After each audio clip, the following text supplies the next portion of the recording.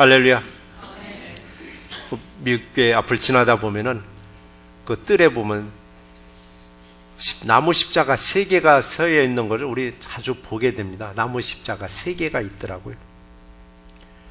근데 이것도 사순절이 되니까 그 십자가에다가 보라색 천을 또 늘어뜨리죠.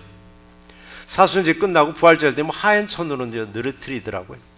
그럼 이제 그 절기가 끝나면은 그냥 덩그러니 십자가 3개만 세워져 있는 거.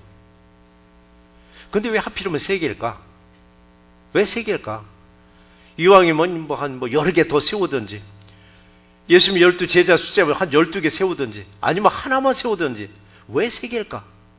한번 생각해 보셔야 돼요. 왜 3개일까? 그럼 그래요. 사무에 하나님 3명을 세웠나? 하나님 거, 아들 거, 성령 거. 그것도 아닌 것 같고, 하나님 거기에 못 박힐 일은 없을 텐가. 그럼 예수님의 수제자로 3명인가? 베드로와 요한과 야고보인가? 그것도 아닌 것 같고. 성경에서 보면은요, 3개의 나무 십자가가 세워진 사건이 있고 3개의 나무 십자가에 3명이 매달린 사건이 하나 있었죠. 매달린 사건. 예수님이 십자가에 못 박히신 골고다 언덕에는 3개의 나무 십자가가 세워져 있었습니다. 그 중앙에는 우리 구주 예수님이 매달린 십자가예요. 양쪽 좌편 우편에는 강도들을 매달은 십자가가 있었습니다. 이때 강도들, 좌편 강도, 우편 강도 중에 한 명이 예수님께 이렇게 부탁을 했습니다. 누가복음 23장 42절을 보면, 예수여, 당신의 나라가 임하실 때 나를 기억하소서라고 했습니다. 당신의 나라가 임할 때 강도를 기억해달라고 하더라고요. 강도를 기억해달라고. 자, 이것은 강도만의 요구사항이 아닙니다. 우리들도 예수님께 이 요구를 해야 됩니다. 예수님의 나라가 임할 때 나를 좀 기억해달라고. 예수님이 여러분 기억할 줄 믿고 있지만 때로는 예수님이 우리를 기억하지 못할 수도 있습니다. 이게 강도는 나를 기억해달라고 하더라고요. 그래서 우리들도 예수님이 나를 기억하고 있는 신앙인인가? 예수님이 나를 기억하고 있을까? 평상시 예수님이 나를 기억하고 계시다면은 하나님 나라가 임할 때는 언제냐? 재림에 예수님이 이 땅에 오셨을 때 나를 기억하시고 여러분 건져 주실 줄 믿습니다. 그날이 오면 우리 모두가 다 살려줌을 받는 놀라운 역사가 임하기를 주의 이름으로 축원합니다. 자, 하나님의 나라. 문제는 내가 하나님을 기억하고 있어요. 나는 하나님을 기억하고 있는데 하나님은 나를 기억하지 못할 수도 있습니다. 나는 예수님을 기억하고 있는데 예수님이 나를 전혀 기억하지 못할 수도 있습니다. 주여 주여 하는 자마다 다 천국에 들어갈 것이 아니라고 했습니다. 불법을 행하는 자들아 내 곁에서 떠나가라고 주님 책망도 하시더라고요. 근데 믿음이 없는 세상 사람들도 예수님 다 알아요.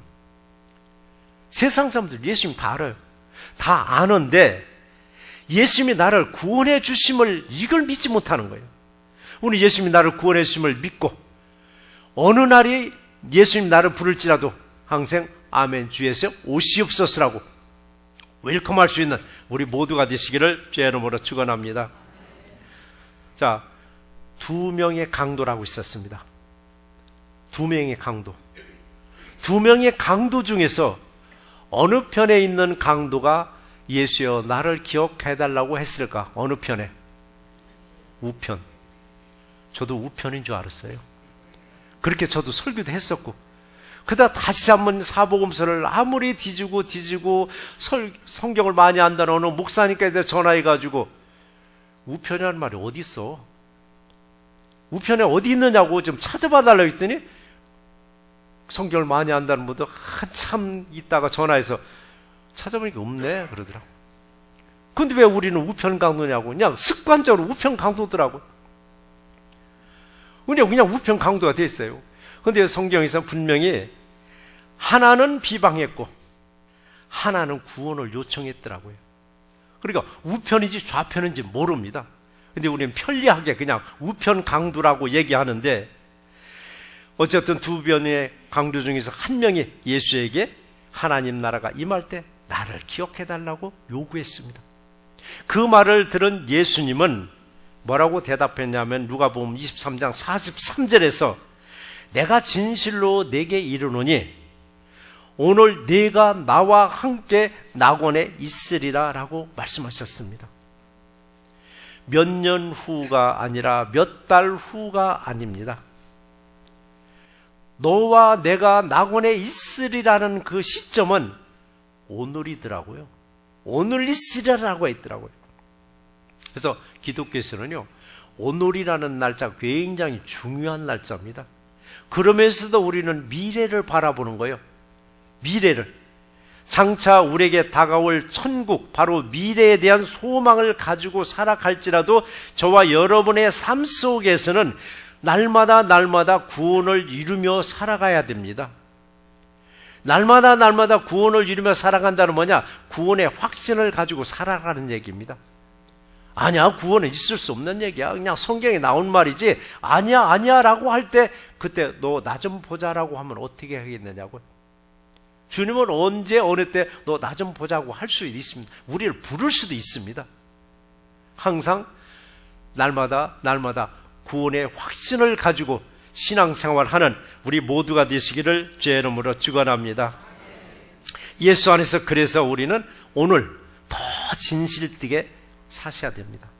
오늘 더 진실되게 오늘 감사하면서 하루하루 살아갈 때 그 하루하루가 무슨 날이에요? 행복한 날이더라고요.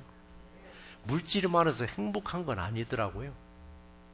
저보다 연세가 많으신 분들한테 물어보면 그래, 물질만이 행복은 아니다라고 아주 고백하시더라고요. 근데 때로는 물질이 조금 더 모여지면 그게 행복인 줄 알고, 때로는 자식들이 좀 잘 되면 그게 행복인 줄 아는데 하나님은 행복과 구원을 연결시켜 주셨더라고요. 우리 행복은 뭐냐? 구원이더라고요. 구원만 생각하면 행복한 마음이 들어야 되는데, 제가 자주 쓰는 용어 그 구절 중에 하나가 신명기 34장 29절 말씀이에요. 이스라엘이여 너는 행복한 사람이로다 있더라고요. 여호와의 구원을 너같이 얻을 백성이 누구냐라고 했더라고요. 하나님도 이스라엘 백성들에게 구원과 행복을 연결시켜 줬더라고요. 구원과 행복을. 그래서 오늘 시간에 구원을 이루며 예수님을 만나셔야만 합니다. 오늘 이 시간만이 저와 여러분의 날입니다. 오늘 이 시간만이 내 시간일 뿐입니다. 오늘 예배를 통해서 구원의 예수님을 만나는 귀하고 복된 시간 되시기를 주의 이름으로 축원합니다. 오늘 16절 상반절에 보시면 이 말씀이 있습니다. 내가 복음을 부끄러워하지 아니하노니, 복음을 부끄러워하지 아니하노니. 우리 사랑하는 성도 여러분, 여러분은 어떠세요? 복음이 부끄러운지, 복음이 자랑스러운지. 저하고 지금 이 자리에서 가장 가깝게 있는 데가 어딜까요? 제일 앞줄도 아니고 우리 성가대들이더라고요. 우리 성가대 여러분들은 복음이 부끄러우세요? 아니죠? 복음이 자랑스럽죠. 복음이 부끄럽지 않다는 것은 자랑스럽다는 얘기입니다. 복음이 자랑스럽다는 거. 복음이 자랑스러울 때 그때 전도하더라고요. 복음이 부끄럽게 여기면은요, 창피해서 부끄러워서 절대 전도 못해요. 복음이 자랑스러울 때 그때 비로소 전도하더라고요. 노방전도 하시는 분들은요, 어떻게 보면 어떻게 저렇게 할까 싶은데요, 복음에 대한 확신을 가지고 복음이 부끄럽지 않고 복음이 자랑스러우면요, 노방전도 나가요. 우리에게도 한동안 잘 나갔었어요. 여전도회나 각 기관별로. 요즘에 어느 기관에서 노방전도 얘기를 하더라고요. 그래서 겉으로는 그냥 대답을 했어요. 해보시라라고 하면서도 속으로 생각하는 거예요. 한 사람의 의견이 다 이루어질 수도 있고, 한 사람의 의견에 누가 하나가 에이 뭐라 나가 하면은 그게 허물어질 수도 있더라고요. 노방전도 나간다는 거는요, 내가 복음이 자랑스러우면 얼마든지 나가서 복음을 증거하는 거예요. 내가 출석하는 교회가 자랑스러울 때 그때 전도하더라고요. 내가 출석하는 교회가 자랑스럽지 못할 때 누군가가 나도 네 교회 좀 가자 하면 아니야 우리 교회 오지 말고 저기 교회가 더 좋아, 저 교회 가보라고 권면하기도 하더라고요. 내가 출석하는 교회에서 설교의 말씀의 은혜를 받을 때 자랑스럽게 이웃들에게 말합니다. 한번 와봐, 한번 와서 들어보라라고 얘기하는 거예요. 이때 자신 있게 권면하는 거예요. 상대방한테 말을 할 때요, 내가 자신 있게 확신 있게 말을 할 때 사람들은 따라오더라고요. 근데 말을 할 때 끝을 흐리고 그냥 대충 우물우물 해가면서 한번 오든지 말든지 한번 와봐 하면 절대 안 따라오더라고요. 전도 잘하시는 분들 보면요, 말을 잘하서가 아니요, 뭔가 확신을 가지고 확실하게 전했을 때 그 말을 믿고 따라오더라고요. 그 말을 믿고. 설교 말씀에 은혜 받지 못하면 남들 들어와서 그 말씀 들어보라고 절대 입을 열지 않습니다. 이와 마찬가지예요. 내가 복음의 은혜를 받았을 때, 내가 복음이 자랑스러울 때 자신 있게 말할 수 있습니다. 그러나 내가 복음에서 부끄럽다 하면은 이웃들에게 절대 말 한마디는 못하는 거예요.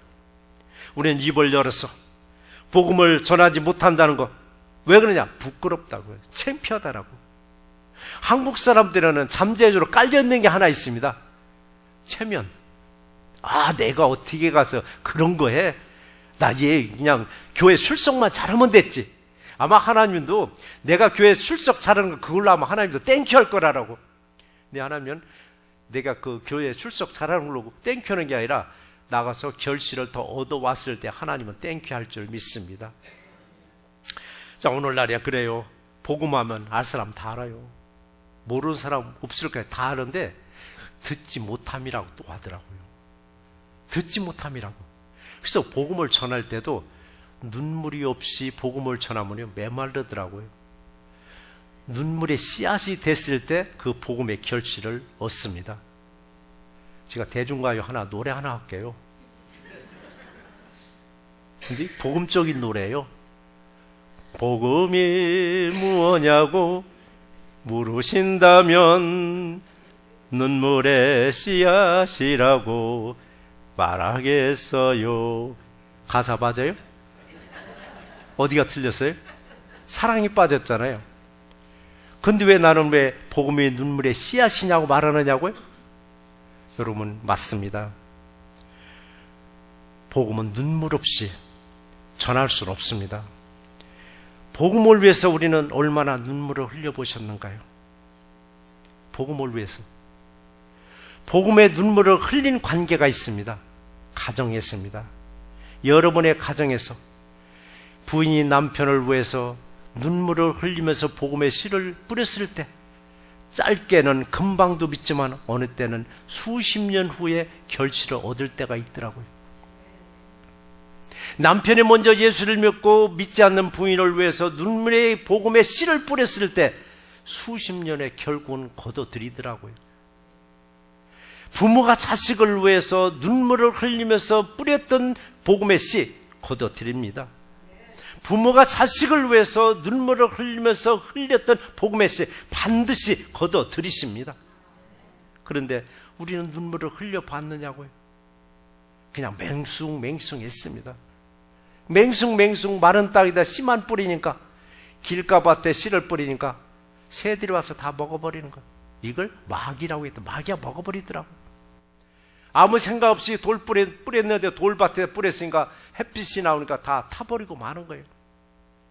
시편 126편 5절에서도 그 말씀이 있습니다. 눈물을 흘리며 씨를 뿌리는 자는 기쁨으로 거두리라고 말씀하셨습니다. 눈물로써 기도에 응답받는 우리 모두가 되시기를 주의 이름으로 축원합니다. 우리 다시 한번 생각해 보시자고요. 복음은 여러분 구원입니다. 구원만 생각하면 나 같은 죄인이, 나 같은 사람도 구원받을 수 있다니, 이 생각만 하면 여러분, 구원만 생각하면 여러분 감격의 눈물이 나와야 합니다. 구원만 생각하면 감동의 눈물이 나와야 합니다. 이렇게 감사하고 감동스럽게 눈물의 씨앗이 되어서 상대방의 마음판에 떨어질 때 반드시 결실이 이루어질 줄 믿습니다. 복음의 씨앗이 연결돼서 다 결실로 이루어질 수 있는 새롭게 모두가 되시기를 주의 이름으로 축원합니다. 그래서 여러분, 눈물은 복음의 씨앗이더라고요. 사도 바울이 이 로마서를 쓸 때 그 당시 복음은 정말 감추고 싶었던 것이었습니다. 복음을 정말 숨기고 싶었습니다. 복음이 정말 부끄러웠었습니다. 왜 그랬느냐? 복음을 전하다 걸리면은 사느냐 죽느냐의 기로에 서 있기 때문입니다. 생명이 걸려있기 때문에 복음을 내세우지 못하고 복음을 오히려 부끄럽게 자꾸 만들어 나가고 있었습니다. 그럼 사도 바울 시대에 그렇게 복음을 핍박을 받을 때 복음이 사라졌는가? 더 번성하더라고요.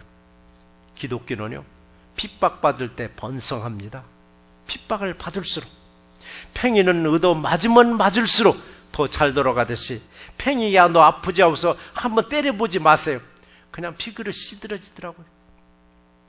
오늘날의 미국이나 오늘날의 한국이나 점점 조금씩 핍박의 강도가 세져 가더라고요. 하나님은 지금 경고하고 계시더라고요. 미국 이 땅에 너무 부유스러우니까 복음을 부끄러워 여기고 복음을 전하지 아니하고, 그러다 보니까 하나님은 점점 이 나라를 어떻게 만들어 나가? 복음을 핍박하는 나라, 기독교를 핍박하는 나라로 변질시켜 놓더라고요.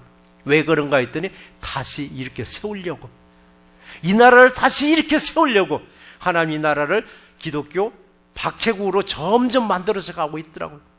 이 말에 여러분들은 아니라고 하겠죠? 아닌 게 아닙니다. 점점 이 나라 점점 기독교를 핍박하는 나라로 변질되어 가고 있습니다. 현재 대통령이 잠깐 지금 그걸 위해서 하나님의 쓰임받고 있더라고요. 그걸 위해서 다시 한번 기독교를 살려놓기 위해서. 그래서 우리는 예수님 어떻게 죽었던가? 아무 죄가 없는 분이 복음이 시들어질 것 같으면 십자가에서 죽게 할 일도 없었습니다. 예수님이 십자가에서 죽으심으로 모든 사람들에게 구원의 길을 열어주셨음이 이게 바로 복음이더라고요. 구원의 복음에 감사하는 우리 모두가 되시기를 주의 이름으로 축원합니다. 자, 우리는 우리를 구원하신 예수님 출생부터 한번 생각해 보시자고요. 찢어지게 가난한 환경에서 출생하셨고 그런 환경에서 성장하셨습니다. 죽을 때만이라도 복되게 죽지, 극악무도한 사형수들만 처형하는 십자가에서 매달려 죽게 하시더라고요. 예수님의 탄생과 죽음은 우리의 자랑거리가 아니더라고요. 자, 복음은 누구예요?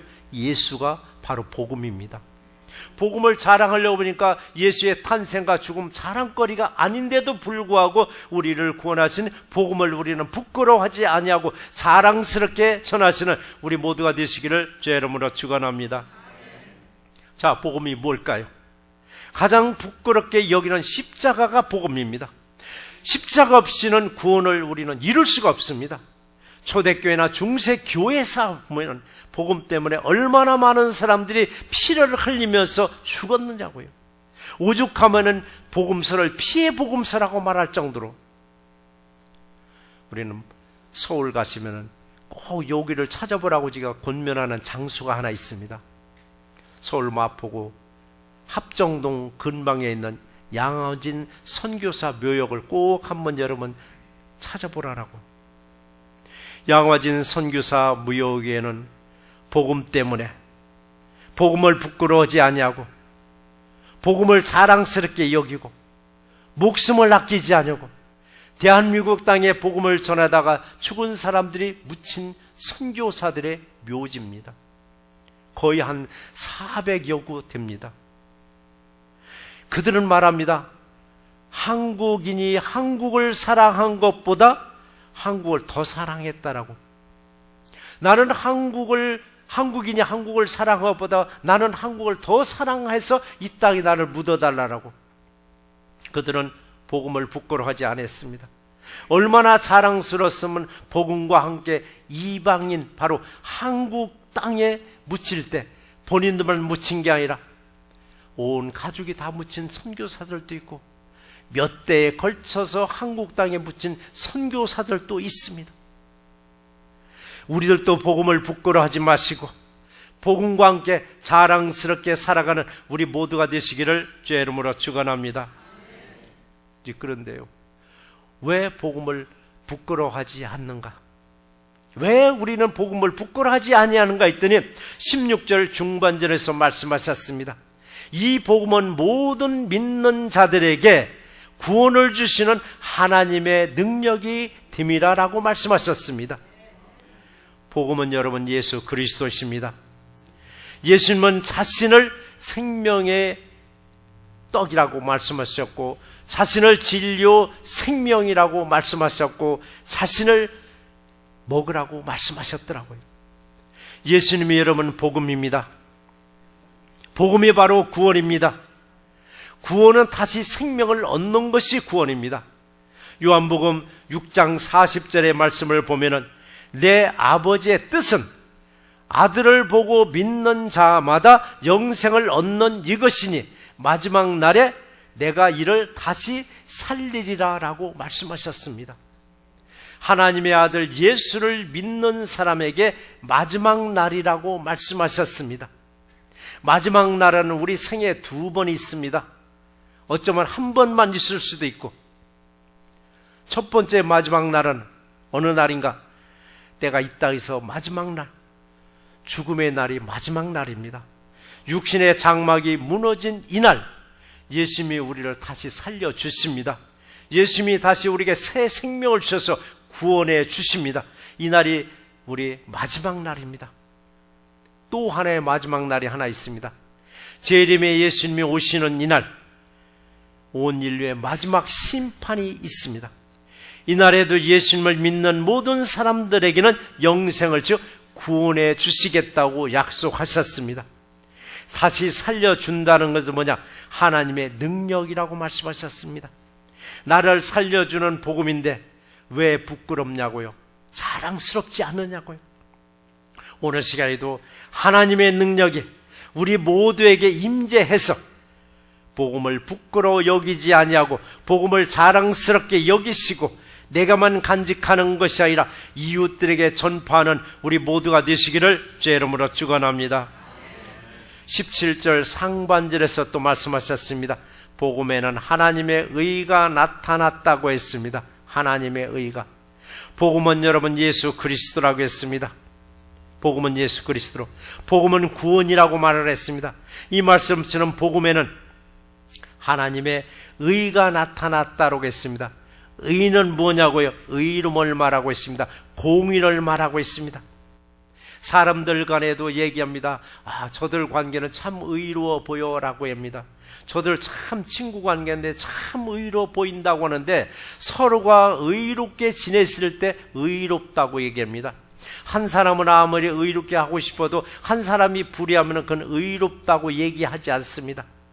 예수님도 저와 여러분들을 의롭다 칭함을 해주셨습니다. 여러분 의로운 사람들입니다. 죄인들이 아니고. 그럼 우리도 의롭다 하면 칭함을 받았으면 주님 앞에 의로운 말을 할 줄 알아야 되고 의로운 삶을 살아가야 되는데 우리는 불의한 말을 서슴없이 내뱉고 불의한 행동을 서슴없이 하고 있더라고요. 그러면 저와 여러분과 하나님과 여러분의 관계는 의로운 관계가 이루어질 수가 없습니다. 의로운 관계는 서로가 의를 이뤘을 때 의로운 관계가 이루어진다는 걸 믿는 우리 모두가 되시기를 주의 이름으로 당부드립니다. 하버드 대학교 종신교수 마이클 셀던 교수가 쓴 책 얘기 간간히 제가 하고 있습니다. 세계적인 베스트셀러 있었죠.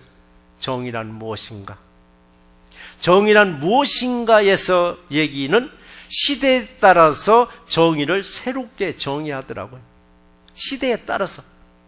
옛날에는 그게 불의가 있었는데 오늘날은 게 정의롭고, 옛날에는 정의로웠는데 오늘날은 그걸 불의라고 얘기하더라고요. 세상에서 정의는 시대에 따라서 정의를 새롭게 정의하는데 기독교계에서 또 책을 썼습니다. 그 책을 쓴 분이 팀 켈러 목사님이신데 그분의 책 제목이 똑같아요. 그분도 정의란 무엇인가. 팀 켈러 목사님이 쓰신 정의란 무엇인가에서 정의를 이렇게 얘기했습니다. 시대와 상관없이 하나님의 정의는 불변하다고 정의를 했습니다. 틴켈러 목사님의 정의란 무엇인가라는 책 속에서 이런 소제목이 하나 있어서 여러분들에게 이 책을 얘기합니다. 그 소제목이 뭔가 했더니 예수의 삶을 잊었는가 라고 했습니다. 예수의 삶을 잊었는가? 사실 우리는 저와 여러분 예수의 삶을 잊고 살아갑니다. 그냥 읽을 때는 이렇게 사셨구나 이렇게 사셨구나 하지만서도 우리 삶 속에서 과연 예수의 삶을 우리가 얼마나 기억하면서 살아가느냐고, 예수님 어떻게 사셨느냐고요. 자신의 평안함을 추구했나요? 자신의 복말을 추구했는가요? 자신의 출세만을 추구했는가요? 그분은 오직 복음만을 위해서, 그리고 가장 비천한 그 사람들에게 친구까지 되어주시더라고요. 자, 우리는 항상 예수의 삶을 기억하시기 바랍니다. 예수의 삶이 여러분 공입니다. 예수의 삶이 바로 정의였습니다. 내 구원에만 몰두하고 있는 우리 시대의 기독교라고 팀 켈러 목사님은 그 책에서 꼬집었더라고요. 바로 내 구원에만 몰두하고 있지 이웃을 들여다보지 않더란 얘기입니다. 우리는 예수를 삶을 한번 생각해 보세요. 예수님을 더 깊이 생각해 보세요. 예수님을 더 깊이 생각해 봤을 때 비로소 예수의 삶이 보입니다. 예수의 삶이 여러분 복음입니다. 예수의 삶이 생명이며 예수의 삶이 여러분 구원입니다. 이런 예수님에게 하나님의 의가 나타나서 십자가에서 죽으실 때 옆구리에 창에 찔리고 두 손과 두 발에 못 박히면서 흘린 보혈의 피를 믿는 저와 여러분들을 의롭다라고 거룩하게 세우셨음에 감사하는 우리 모두가 되시기를 주의 이름으로 축원합니다. 그래서요, 예수님을 그냥 대충대충 생각할 것이 아닙니다. 깊이 생각하라고 했습니다. 예수님을 믿는 믿음이 자랑스러우면 우리는 깊이 생각합니다. 좀 깊이 생각하라고 했더니 미운 사람만 깊이 밤새도록 생각하고 나니까 그 다음날 눈 뜨는가 더 미워지더란 거예요. 사랑하는 마음으로 깊이 생각해 보세요. 그 미웠던 사람도 그래 오죽했으면 나한테 미운 짓 했을까? 그냥 안쓰럽게 생각하고 국률할 마음을 갖게 되는 거더라고요. 그래요, 예수 믿는 믿음이 무덤덤해지면은 생각하지도 않습니다. 절대 생각하지 않습니다. 그러나 우리는 항상 이 말을 기억하시기 바랍니다. 예수님 좌편과 우편에 있던 강도 중 한 명이 분명히 얘기하더라고요. 나를 기억해달라고. 나를 기억해달라고. 나를 구원해달라는 말씀입니다. 어떤 이들은 이런 말을 하더라고요. 이 땅의 삶이 시작이며 이 땅의 삶이 내 삶의 끝이라고 얘기하더라고요. 그러나 우리는 이 땅의 삶이 끝이 바로 우리는 새롭게 시작하는 영원한 나라로 들어갈 수 있음을 믿는 우리 모두가 되시기를 주의 이름으로 축원합니다. 17절 하반절의 말씀을 보시면은 오직 의인은 믿음으로 말미암아 살리라라고 하셨습니다. 예수님을 내 구주로 영접했을 때 예수님은 우리를 의롭다 딱 칭해 주시더라고요. 너는 죄에서 벗어나서 너는 의롭다라고 하시더라고요. 의롭다 칭함을 받았으면 이제부터는 예수의 삶을 잊지 마시고 예수님이 마지막 당부하시는 그 당부를 잊지 마시고 땅끝까지 이르러 복음을 전하시는 우리 새날교회 모두가 되시기를 주의 이름으로 축원합니다. 우리 말씀을 정리해 보겠습니다. 나는 복음을 부끄러워하지 않는가? 아니면 복음을 부끄러워하는가? 여러분, 복음이 자랑스러워야 이웃들에게 복음을 전합니다. 내가 구원받았음이 자랑스러워야 예수 모르는 가족들과 이웃들에게 복음을 전합니다. 내가 출석하는 교회가 자랑스러워야 이웃들에게 교회를 자랑하며 전도합니다. 지금까지 나는 전도의 결실이 얼마나 있었나요? 팀켈러 목사님의 말씀처럼 우리들은 예수님의 삶을 잊고 살아갑니다. 내 구원에만 몰두하는 기독가 되어간다고 팀켈러 목사님은 꼬집으셨습니다. 여러분, 예수님의 삶을 잊지 마시고 예수님의 당부를 잊지 마시고 땅끝까지 이르러 예수님의 증인이 되시기를 주의 이름으로 축원합니다.